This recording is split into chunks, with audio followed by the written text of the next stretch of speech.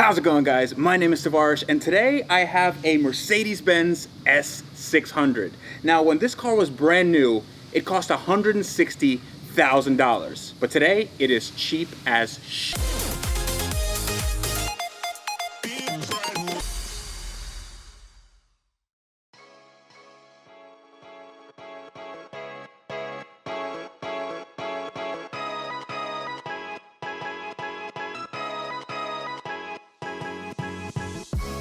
The W221 Mercedes-Benz S-Class was the German manufacturer's first flagship car to be designed in the 21st century.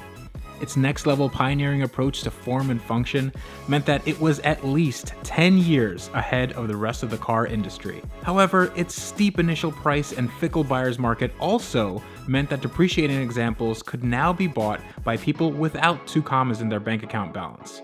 But if you can buy it now, does that mean you should? The answer to that is a resounding yes, because in my personal opinion, this car has aged very, very well.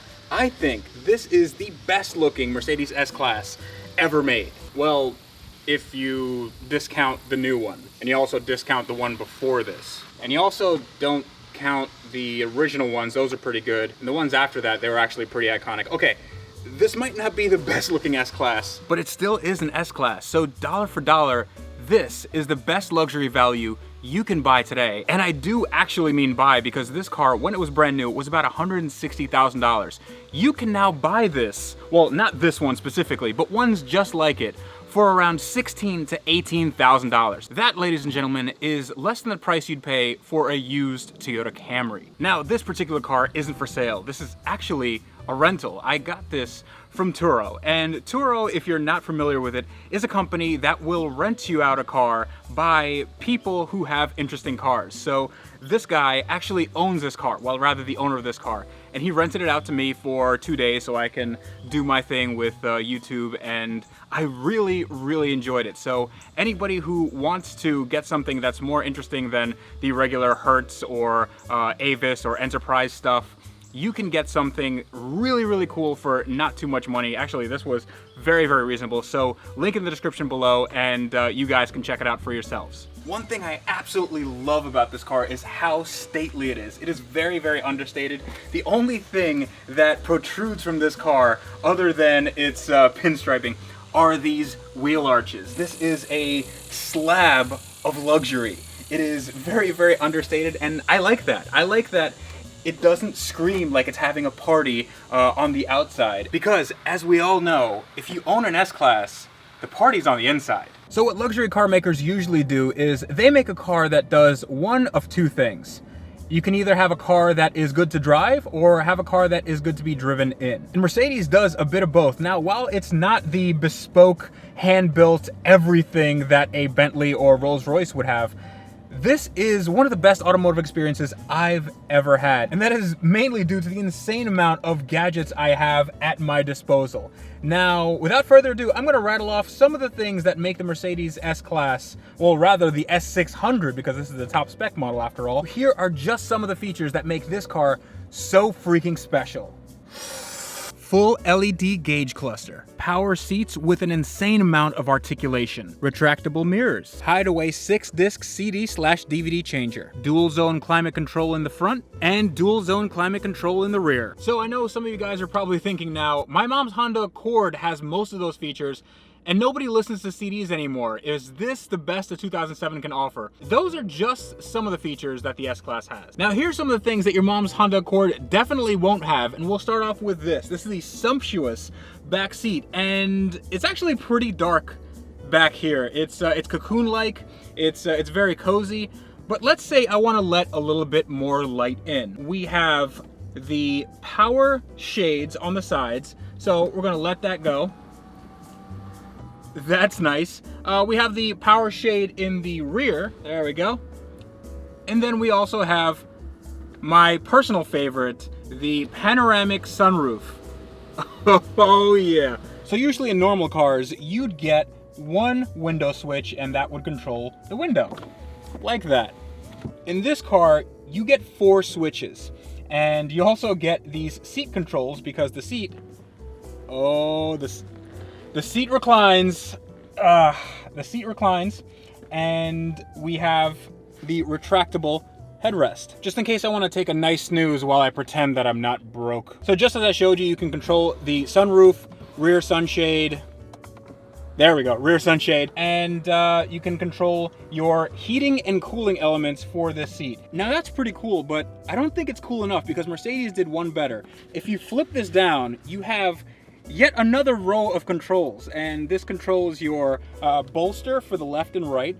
This controls your backrest, your lumbar support, and it also gives you a massage. There are massaging seats, they're fully massaging seats in the front and rear. So unless you're running a rub and tug parlor in the back of your Accord, you're not getting anywhere near this sort of comfort in anything in this price range. So even though the people back there would be having a really, really good time, the best part about this car is what happens when you sit in this seat right here. No, I am not talking about the night vision, even though that is really, really cool. I'm talking about the engine. This, ooh, Jesus Christ. This is a 5.5 liter V12 with twin turbochargers producing around 500 horsepower.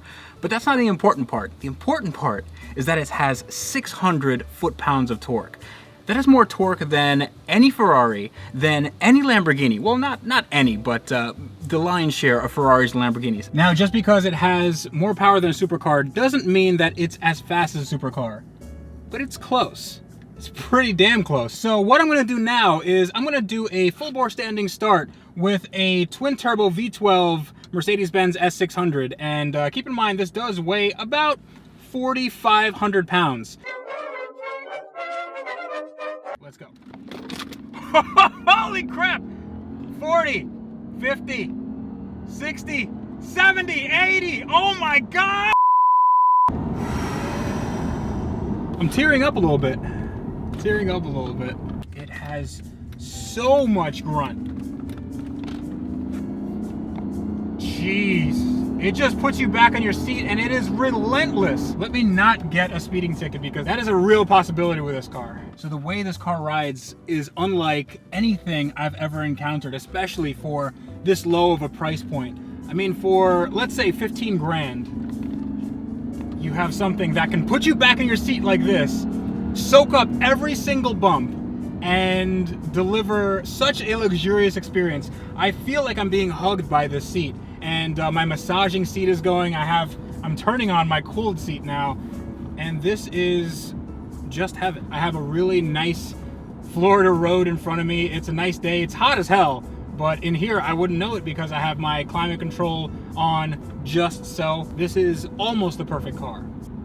Almost. So I know what you guys are thinking. This used to be a $160,000 car, and the universe isn't in the business of handing out free lunches. Where is the catch? Now, you can take my advice with a grain of salt, but these cars aren't actually that much to maintain. But they are more than what you'd get on a Honda Accord or something similar. This is a V12. It has 3 times the amount of cylinders. It has 2 times the amount, or rather 2 more turbos than those cars have, and it is not very good on gas. I drove it all day yesterday and it managed to get around 21 miles to the gallon on the highway. When it gets into the city, then things get really, really funny. This probably goes down to 10 or 11. But honestly, for a car that's 4,000 plus pounds plus a V12, it's not really so bad. The main thing you want to worry about with these cars, actually the 2 main things, one is the suspension and 2 are the coil packs. Now the suspension on this car is very, very special. It is a hydropneumatic suspension, and it has lines that have this hydraulic fluid called pentosyn in it. Pentosyn in itself is a very expensive fluid. It retails for about $30 a quart, which is on the higher side of that sort of thing. But these struts, when they fail, if you went to the dealer to get a new one, they're around $2,000 a piece. We don't go to the dealer though, so at least I don't.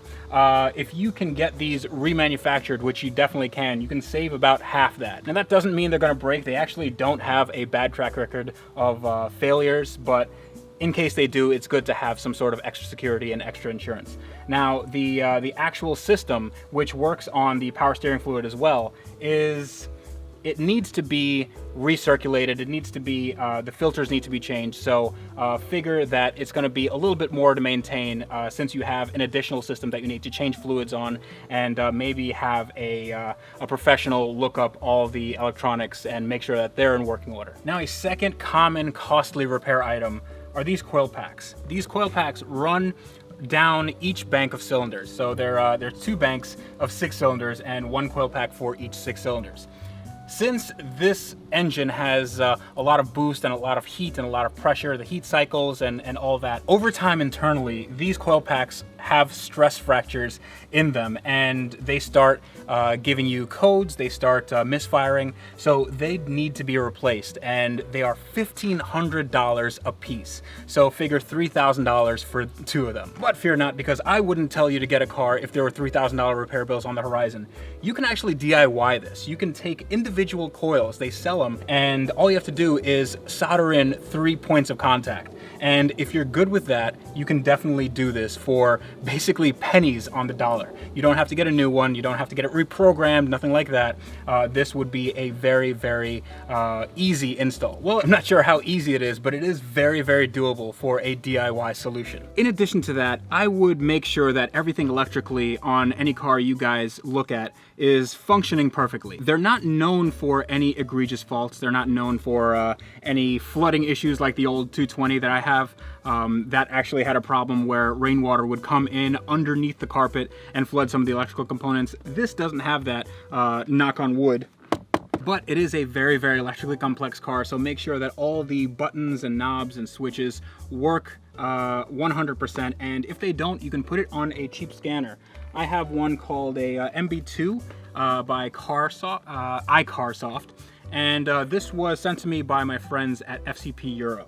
So this costs around 150 bucks, but it will tell you everything on the dealer level that is wrong with your car. So this scans everything in the car, and you can actually do some pretty cool stuff with this little scanner. So I would absolutely recommend this to anybody that wants to explore a DIY solution for their once expensive S-Class. So that's it. This is one of the best luxury bargains, if not the best luxury bargain on the market today, and I'm falling in love with it. I spent 2 days with this car, and it has exceeded my expectations. Now, this car, again, isn't for sale, but it is for rent. So if you want to rent this car specifically in the Orlando area, you can hit up Turo, or you can just hit up Turo in your area. They have a lot of interesting cars, and they're not the standard rental car fare. They have stuff like this, they have supercars, they have vintage cars, really, really interesting stuff. So link in the description. But now I'm actually a bit confused because I have an older S-Class, and I don't know if I want to get rid of that one to get one of these, because this one is that much better than what I have. I mean, I'm not complaining. My S-Class is nice, and I love it, and it's comfortable, but this is just that next level of luxury. So let me know what you think. Write in the comments, would you like to see me get one of these and maybe mod it out and you know, finish that one and then get rid of it, or maybe sell it to one of you and then get this? Because I might know somebody who has one, and if I ask nice enough, they might just sell it to me. Hoovy, I'm looking at you. But enough about me, let's talk about you. If you like this episode, and I hope you did, consider subscribing. It helps me get the word out that I love doing stuff like this. I love driving cars, I love wrenching on cars, and everything in between. So you can also hit that little bell next to the subscribe button. That is a notification button, so you can get the up-to-date updates. I guess updates would be up to date now, wouldn't they? But until next time, this is me telling you that life is just too short to drive boring cars. So instead of driving a Honda Accord or some milquetoast Toyota Camry, you need to get this now.